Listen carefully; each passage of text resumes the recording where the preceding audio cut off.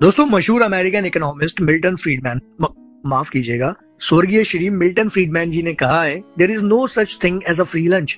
मतलब जीवन में कुछ भी मुफ्त में नहीं मिलता, और अगर कोई चीज मुफ्त में मिल रही है तो समझ लीजिए गुरु, कुछ तो गड़बड़ है। आज हम एक ऐसी ही चीज पर बात करने वाले हैं जो फ्री में मिलती है और खूब सारी मिलती है।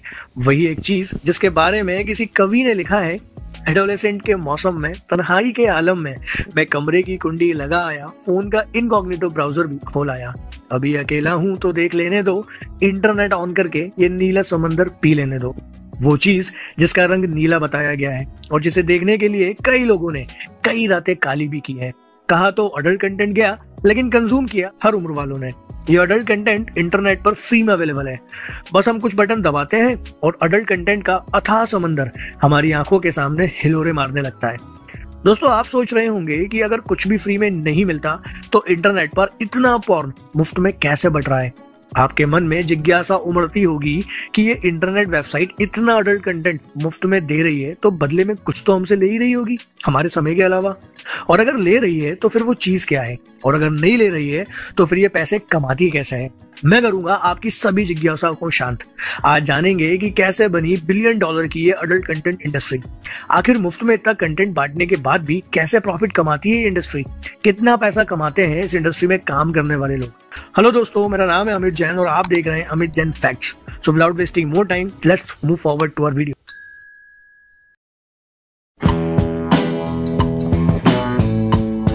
तो दोस्तों, ये साल था 1953, जगह थी अमेरिका। यहाँ एक शख्स था नाम ह्यू हैफनर। उसने किसी तरह जुगाड़े $8,000 और फिर अपने घर की किचन के टेबल पर तैयार की एक मैगजीन। इस मैगजीन के कवर पेज पर थी मशहूर एक्ट्रेस मर्लिन मुनरो की तस्वीर, और मैगजीन के अंदर के पन्नों में था मर्लिन के न्यूड फोटोज का कलेक्शन। जिन्हें नहीं पता उन्हें बता दूं कि वही मर्लिन मुनरो हैं जिन्हें हॉलीवुड की मधुबाला कहा गया। ये वही मर्लिन मुनरो है जिसके प्रेम में अमेरिका के राष्ट्रपति तक गिरफ्तार हुए थे। ये वही मर्लिन मुनरो है जो 1950 के दशक में अमेरिकन सिनेमा की सबसे बड़ी पॉप आइकन बनी। लेकिन यहाँ हम चर्चा कर रहे हैं उस मैगजीन और अडल्ट कंटेंट की। मर्लिन मुनरो की बात फिर कभी करेंगे।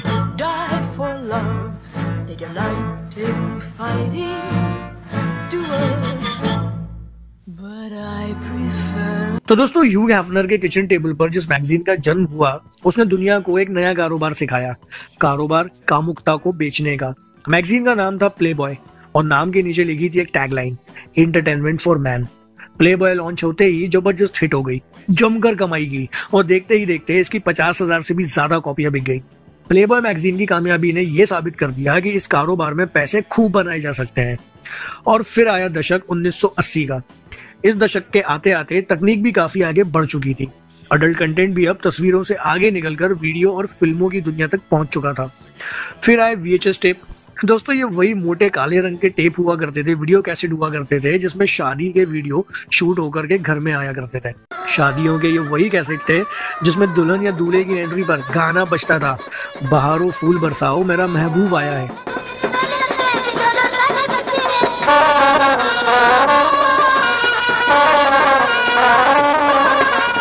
और इसी VHS टेप में शूट होकर घर के अंदर दाखिल हुआ अडल्ट कंटेंट। VHS टेप के आने से हुआ ये कि इन कंटेंट को देखने के लिए सबकी नजरें बचाकर किसी मूवी थिएटर में जाने की जरूरत नहीं थी। लोग अपने ही घर में कंफर्ट के हिसाब से इसे देख सकते थे। इसके बाद 1990 के दशक ने दस्तक दी और साथ ही एंट्री ली टेक्नोलॉजी के थानोस यानी इंटरनेट ने। और WWW के आने से XXX कंटेंट की पूरी दुनिया ही बदल गई। इंटरनेट के आने से पहले ये इंडस्ट्री भी बाकी मीडिया इंडस्ट्री की तर्ज पर काम करती थी। इनके कमाई के साधन थे प्रिंट मैगजीन के सेल्स, DVDs और VHS कैसेट्स को बेचकर होने वाली कमाई, या लोकल केबल नेटवर्क पर पेपर व्यू के हिसाब से अडल्ट वीडियो कंटेंट बेचने से होने वाली कमाई। दोस्तों, पहले ये सब हौले हौले हो रहा था, अडल्ट कंटेंट कम अवेलेबल थे, लेकिन इंटरनेट के आने के बाद से ये बहुत ही तेजी से बदल गया। अब आप जब चाहें जहां चाहें इन कंटेंट को देख सकते थे। दोस्तों, 2000 के शुरुआती सालों तक तो ज्यादातर adult content websites subscription based थे। मतलब पहले पैसे दो, सब्सक्रिप्शन खरीदो और फिर जितना चाहे उतना देख सकते थे, किसी OTT प्लेटफॉर्म की तरह। इन वेबसाइट्स का डिजाइन दिखने में मामूली सा था। आप वेबसाइट खोलते थे, एक बड़ी इमेज गैलरी दिखाई देती थी, ये सारे कंटेंट का कैटलॉग होता था। इसी वेबसाइट से अटैच एक बिलिंग सॉफ्टवेयर होता था जहां आप अपने क्रेडिट या डेबिट कार्ड की डिटेल्स भरकर सब्सक्रिप्शन खरीद सकते थे और इन वीडियोस को देख सकते थे। कुछ कंटेंट इन वेबसाइट्स पर फ्री में भी अवेलेबल होता था, जो कि पूरे वीडियो का एक छोटा सा हिस्सा होता था, किसी सिनेमा के ट्रेलर या टीजर की तरह। इनमें वीडियो की एक झलक मिल जाती थी, जिसके बाद मन में पूरा वीडियो देखने की लालसा होती थी, और फिर यही लालसा आपके उस वेबसाइट के सब्सक्रिप्शन खरीदने की वजह बन जाती थी। टीजर के रूप में फ्री कंटेंट दिखाना इन वेबसाइट्स की मजबूरी थी, क्योंकि अपने कंटेंट को एडवर्टाइज करने का इनके पास एकमात्र यही तरीका था। वजह अडल्ट कंटेंट का विज्ञापन बाकी जगहों पर नहीं दिखाया जा सकता था, इसलिए ये वेबसाइट अपने ही प्लेटफॉर्म पर बहुत थोड़ी सी मात्रा में फ्री कंटेंट दर्शकों को लुभाने के लिए दिखाया करती थी। दोस्तों, जैसा कि मैंने पहले भी बताया कि इंटरनेट के आने से अडल्ट कंटेंट में भारी इजाफा हुआ। डाटा एनालिसिस वेबसाइट स्टेटिस्टा की माने तो 2005 से 2014 तक के आंकड़ों की स्टडी बताती है कि इंटरनेट पर जितनी भी वेबसाइट्स हैं, उनमें से 4% वेबसाइट सिर्फ और सिर्फ अडल्ट कंटेंट की हैं। इंटरनेट पर की गई सभी वेब सर्चेस का 13% अडल्ट कंटेंट की खोज से जुड़ा हुआ होता है। और अगर मोबाइल सर्च हिस्ट्री का डेटा देखें तो करीबन 20% इंटरनेट सर्च जो मोबाइल से किए जाते हैं, उनमें तलाश होती है अडल्ट कंटेंट की। बिजनेस इंसाइडर की एक रिपोर्ट बताती है कि अडल्ट कंटेंट इंडस्ट्री का कारोबार करीबन $100 बिलियन का है, माने 8 लाख करोड़ रुपए का। अमेरिका की कैलिफोर्निया की सैन फर्नांडो वैली, जिसे अडल्ट कंटेंट इंडस्ट्री का कैपिटल कहा जाता है, वहां हर साल 11,000 अडल्ट मूवीज की शूटिंग की जाती है। पायरेसी और ट्यूब साइट्स पर मुफ्त में बंटने वाले अडल्ट कंटेंट ने इस इंडस्ट्री के मुनाफे को भी काफी नुकसान पहुंचाया है, लेकिन इसके बाद भी इस कारोबार के झंडे इतने बुलंद हैं कि ये कई बड़ी बड़ी इंडस्ट्री से दो हाथ कर सकता है। दोस्तों, आइए समझते हैं कि आखिर मुफ्त में इतना कंटेंट बांटने के बाद भी ये इंडस्ट्री कैसे प्रॉफिट कमाती है। लेकिन इसके पहले हमें ये समझना होगा कि ट्यूब साइट्स क्या होते हैं। हमें ट्यूब साइट्स के बारे में समझना होगा, क्योंकि ये ट्यूब साइट्स ही हैं जहां अडल्ट कंटेंट फ्री में अवेलेबल है। तो दोस्तों, साल था 2005। इसी साल इंटरनेट की दुनिया में एक और क्रांति हुई। इस साल बना YouTube, और इसी के साथ आए ट्यूब साइट्स, मतलब वो वेबसाइट्स जहां पर कोई भी यूजर आकर वीडियो कंटेंट अपलोड कर सकता है और दुनिया के साथ शेयर कर सकता है। इसका सबसे कॉमन एग्जांपल है खुद YouTube। तो हुआ कुछ यूं कि जैसे YouTube बना, उसी की नकल करके हजारों ट्यूब वेबसाइट्स कुकुरमुत्तों की तरह फैल गए, और इनमें से ज्यादातर पर अडल्ट कंटेंट के साम्राज्य के विस्तार होने लगा। खूब सारा अडल्ट कंटेंट हर रोज अपलोड किया जाने लगा, और ताज्जुब की बात तो यह है कि ये सारे ही ओरिजिनल मेकर्स के पायरेटेड वीडियोस हुआ करते थे। और इस तरह शुरू हुआ मुफ्त में अडल्ट कंटेंट के बंटने का सिलसिला। दोस्तों, इन ट्यूब साइट्स के आने से हमेशा से चली आ रही अडल्ट कंटेंट इंडस्ट्री को काफी नुकसान हुआ। पहले जो कंटेंट सिर्फ सब्सक्रिप्शन बेस्ड वेबसाइट्स पर ही मिलते थे, अब लोग उसे डाउनलोड करके फ्री में ट्यूब साइट पर अपलोड करने लगे। इससे उनके रेवेन्यू में, उनकी कमाई में अच्छी खासी गिरावट आई। The pornography industry what everyone needs to know नाम की किताब में शीरा टरेंट बताती हैं कि पायरेसी की वजह से अडल्ट कंटेंट इंडस्ट्री को सालाना करीबन $20 बिलियन, मतलब 17,000 करोड़ रुपए का नुकसान होता है। पायरेसी और ट्यूब साइट्स की बढ़ती संख्या ने ओरिजिनल अडल्ट कंटेंट बनाने वाले प्रोडक्शन हाउसेस को भी काफी नुकसान पहुंचाया। लेकिन इसके अपोजिट इन्हीं ट्यूब साइट ने अडल्ट कंटेंट बिजनेस करने वालों को पैसे कमाने का एक नया तरीका भी सिखा दिया। वही तरीका जिससे बाकी मीडिया इंडस्ट्री पैसे कमाती है, और ये तरीका था एडवर्टीजमेंट, मतलब प्रचार से पैसे कमाना। और इसके साथ ही जन्म हुआ एक कंपनी का, जिसे आज के समय में अडल्ट कंटेंट इंडस्ट्री का यूट्यूब कहा जाता है। कंपनी थी माइंडगीक।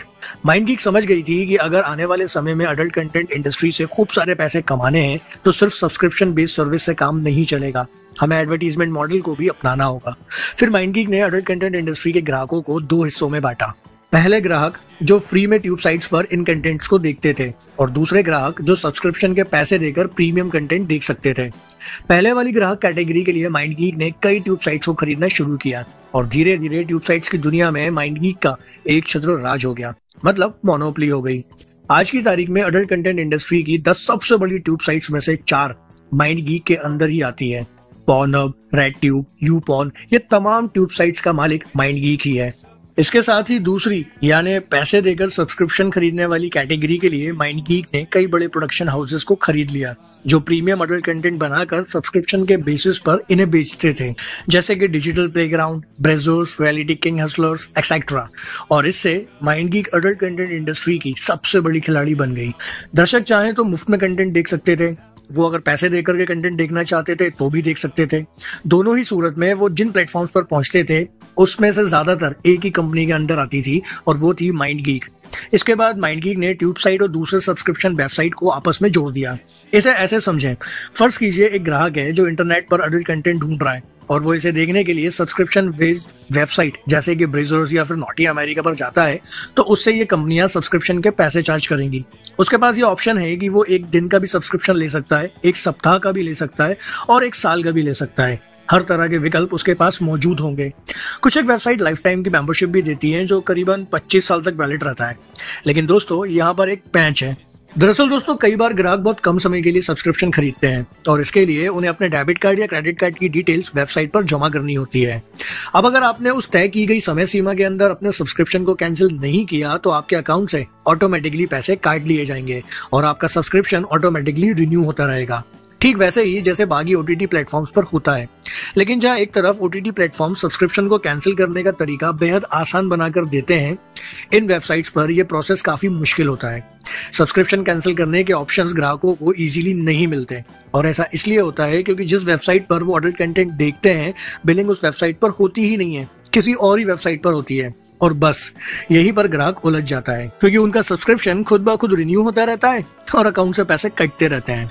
वैसे दोस्तों ऐसे लोग बहुत कम ही होते हैं जो सब्सक्रिप्शन वाली वेबसाइट्स पर जाएं। ज्यादातर ट्यूब साइट्स जैसे कि पॉर्नहब, एक्सहैमस्टर या फिर रेड ट्यूब जैसी वेबसाइट्स पर ही पहुंचते हैं और यहाँ पर इन्हें कंटेंट देखने के लिए सब्सक्रिप्शन खरीदने का कोई लोड भी नहीं रहता। लेकिन जैसे ही ये लोग यहाँ पर फ्री में अडल्ट कंटेंट देखने के लिए पहुंचते हैं, इनके ऊपर एडवर्टीजमेंट्स की बम्बार्डमेंट कर दी जाती है। ये यहाँ पहले इन एडवर्टीजमेंट्स को देखने के लिए कई मिनट जाया करते हैं, कई दफा तो ये इसके बटन दबाते हैं और फिर किसी तरह ये उस ओरिजिनल वीडियो तक पहुंचते हैं जिसे देखने के मकसद से ये यहाँ पर आए थे। उसके बाद भी जब ये लोग उस वीडियो को देख रहे होते हैं तो बगल में कुछ खिड़कियां खुली होती हैं जो इनको कुछ ना कुछ बेचने के लिए उतारू रहती हैं। कोई इनको यहाँ से उन वेबसाइट्स पर ले जाना चाहता है जहाँ पर प्रीमियम अडल्ट कंटेंट उपलब्ध है, कोई इन्हें सेक्स और कामुकता से जुड़े अन्य प्रोडक्ट्स बेचता रहता है और कोई इन्हें एस्कॉर्ट सर्विस मुहैया कराना चाहता है और इन्हीं एडवर्टीजमेंट से बनाती हैं ये ट्यूब साइट्स मोटा पैसा। दोस्तों इस रेवेन्यू मॉडल से अडल्ट कंटेंट इंडस्ट्री को कितनी आमदनी होती है इसका अंदाजा आप ऐसे लगा सकते हैं कि पॉर्नहब अडल्ट कंटेंट दिखाने वाली दुनिया की सबसे बड़ी ट्यूब साइट है और माइंडगीक की एक सब्सिडरी कंपनी है। एक आंकड़े के मुताबिक दुनिया की सबसे ज्यादा चर्चित वेबसाइट्स की रैंकिंग में पॉर्नहब 12वें नंबर पर आती है। शॉपिंग वेबसाइट अमेजॉन भी इस मामले में इससे पीछे है और ये वेबसाइट अकेले साल के $450 मिलियन करीब 4000 करोड़ रुपए की कमाई करती है। दोस्तों अडल्ट कंटेंट इंडस्ट्री में काम करने वाले एक्टर और एक्ट्रेसेस की कमाई कई बातों पर निर्भर करती है, जैसे कि उनकी उम्र क्या है, उनकी पॉपुलैरिटी कितनी है और सेक्स सीन कौन सा है। सबसे दिलचस्प बात तो यह है दोस्तों कि इनको वीडियोस के हिसाब से पैसे नहीं मिलते हैं बल्कि सीन के हिसाब से पैसा मिलता है। जी हाँ, सही सुना आपने।